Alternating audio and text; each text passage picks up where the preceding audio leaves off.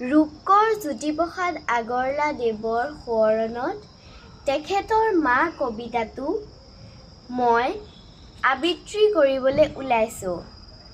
মা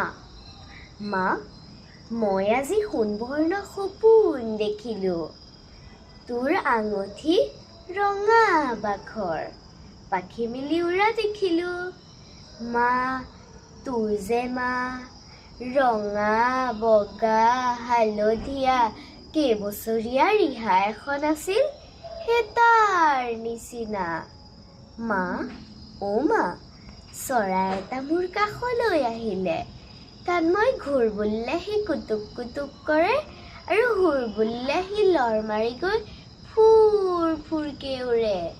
বুজিছ মা, তাৰ চকু দুটা ঠিক তোৰ আঙঠি বাখৰ আৰু গোটেই